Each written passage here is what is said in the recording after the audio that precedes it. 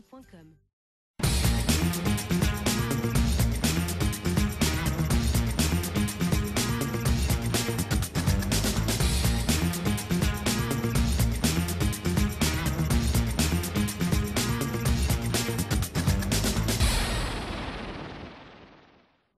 Citoyennes, citoyens, salut à tous, bienvenue dans Bouge ta ville, l'émission de ceux qui se retroussent les manches.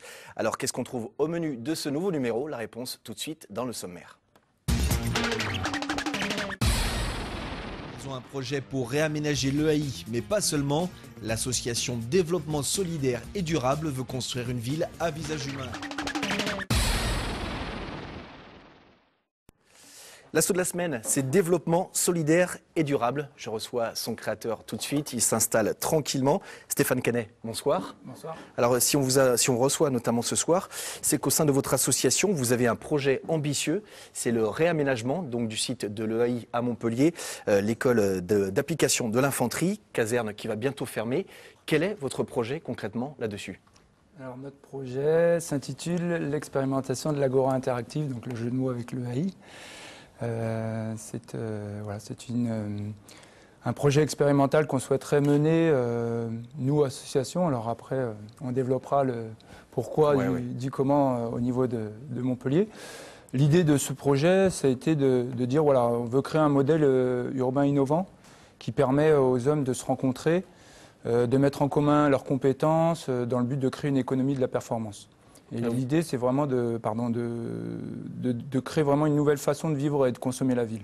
Parce que vous avez dit, donc on va expliquer, vous êtes urbaniste, vous avez créé une association, vous avez donc 40 hectares à disposition. Quel est votre souhait pour ce site? Qu'est-ce que vous vous dites, tiens, on pourrait faire ça, ça, ça ou ça? Concrètement, ça donne quoi? Déjà, l'idée, ça a été de dire, c'est une chance inouï pour Montpellier, pour la ville, pour la région, de se dire d'avoir un espace aussi grand au sein d'un centre urbain.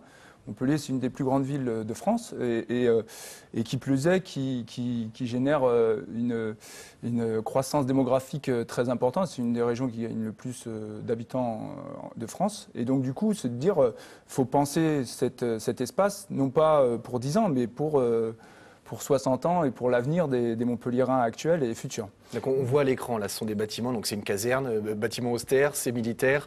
Qu'est-ce que vous imaginez à la place? Alors nous, on est parti sur l'idée, parce que je rappelle que l'appel à idées lancé par la ville, c'était de dire on propose une idée, pas un projet architectural. Ouais, on rappelle, vous répondez bien, un appel d'offres, donc voilà, lancé par la mairie.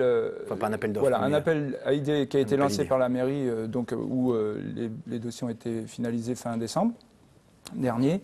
Et donc, on se dit, nous, il faut éviter de consommer trop d'espace. Et donc, l'urbanisme ne soit pas, dirige le fonctionnement urbain de la ville.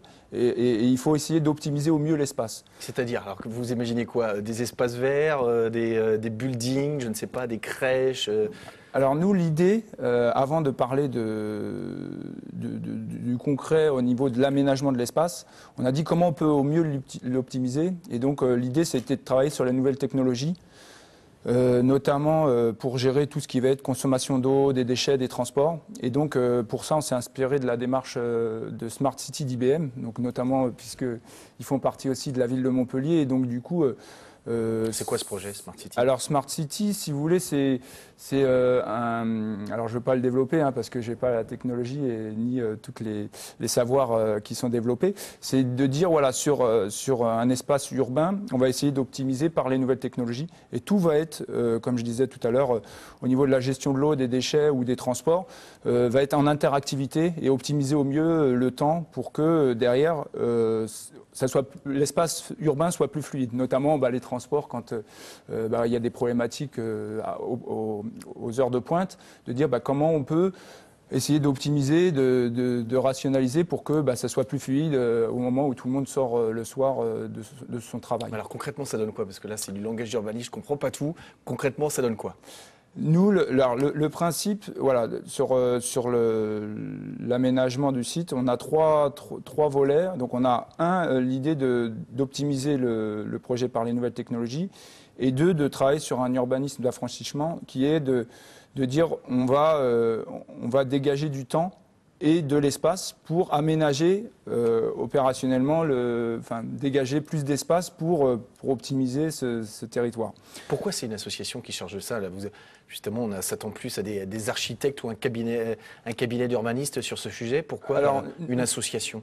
L'association, parce que voilà, nous on travaille sur un concept qui est DSD, donc c'est le concept de l'association, c'est de dire comment on peut mieux vivre par l'intelligence collective, c'est-à-dire que on essaye de dire on n'a pas une compétence, mais tout le monde a des compétences, et d'essayer de travailler à l'échelle des quartiers, à l'échelle d'une ville, à l'échelle d'un territoire, de se dire voilà, on peut travailler tous collectivement à réfléchir à des nouveaux modes de vie qui peuvent être. Alors on s'inspire, puisque si on reprendra l'historique de l'ASSO tout à l'heure, peut-être qu'on en parlera, c'est de dire voilà, on a optimisé au mieux les compétences universitaires dans un premier temps, et de dire comment on peut réfléchir avec eux à avoir des nouveaux modèles qui sont créés. Donc on s'est inspiré aussi de modèles en Allemagne sur les écoquartiers. Les principes d'écoquartier, c'est de dire comment on peut travailler et vivre dans un même endroit en prenant en compte l'aspect économique, l'aspect social, et pas uniquement d'avoir juste un logement. Donc c'est pas qu'une affaire de spécialistes. Un citoyen lambda, je sais que vous travaillez par exemple avec des associations d'handicapés, il a son mot à dire sur l'aménagement d'un territoire, par exemple comme celui de l'EAI. L'idée, ça a été ça, c'était de dire nous, on apporte, on veut par les nouvelles technologies et les principes des principes HQE qui respectent l'environnement, de dire il faut associer tout le monde au territoire. C'est pas, le projet de l'EAI, franchement, c'est même pas une décision politique, c'est de dire pourquoi ce serait un architecte qui imposerait un projet, alors que tout le monde a des besoins, tout le monde a des idées intéressantes, et on dit pourquoi ne pas associer les associations du quartier Croix d'Argent qui concernent l'EAI, et pourquoi pas les autres quartiers aussi, pourquoi pas les publics jeunes qui ont des idées, pourquoi pas les publics handicapés qui aussi vont avoir un mot à dire, et donc de dire pourquoi pas les entreprises aussi, de dire finalement tout le monde peut travailler à la ville sur un projet de ville durable, et donc c'est pour ça qu'on essaie de fédérer un peu ce collectif. Je sais que votre mot d'ordre, c'est de créer un nouveau modèle de société, remettre l'homme au centre de la ville. Est-ce que c'est pas un peu utopique? Non, parce que je vous dis non, parce que ça existe dans d'autres pays qui travaillent déjà sur des économies de la performance. Tout simplement, il existe aussi des pôles de compétitivité, par exemple en France. Alors forcément, on s'inspire de ce qui existe, et c'est très... Le problème en France, c'est que c'est très sectorisé, et du coup, c'est très technique, parce qu'on va l'appliquer sur l'eau, on va l'appliquer au domaine par exemple, des énergies, etc. Donc là, ça va être vraiment des chercheurs. Nous, ce qu'on se dit, c'est que tout simplement, on peut créer une économie sociale, solidaire, en disant, il y a des jeunes des quartiers, par exemple, qui ne travaillent pas et qui peuvent travailler avec nous en apportant des idées, des compétences, même s'ils n'ont pas forcément tous les cursus nécessaires. Mais l'idée d'un principe d'entraide, et c'est ça notre force aujourd'hui. Qu'est-ce qu'ils vous disent, les élus, quand ils vous voient arriver à la mairie? Ils se disent, tiens, c'est de doux rêveurs, une association, on va dire, on ne sait pas d'où elle vient, alors qu'on a des grands cabinets d'urbanistes qui répondent justement à cet appel à idées? Nous, déjà, on existe depuis 2005 sur Montpellier, donc ils nous connaissent. Ensuite, l'idée, c'est que eux, ils ont lancé un appel à idées, et donc du coup, l'idée a été de dire que tout le monde pouvait participer à ce projet. Et donc, dans cette idée, de dire que nous, on représente un peu le collectif des habitants de Montpellier. Alors après, je ne sais pas s'il y a d'autres structures montpelliéraines qui ont répondu. Mais simplement de dire que voilà, on fait déjà une démarche d'écoquartier, puisque dans d'autres quartiers, on travaille déjà sur ce principe de concertation, de participation des habitants, notamment sur des animations qu'on est en train de mettre en place, sur des nouveaux lieux de vie, puisque là, je prends l'exemple concret d'une laverie bio là, sur Boutonnet qui est en train de se mettre en place, où on va avoir une antenne, et on essaye justement d'expérimenter à l'échelle d'une laverie et d'un quartier ce nouveau modèle. En tout cas, on va suivre votre dossier. On va suivre votre candidature. Pour ceux qui sont intéressés, www.dsd-asso.fr. Merci Stéphane Canet.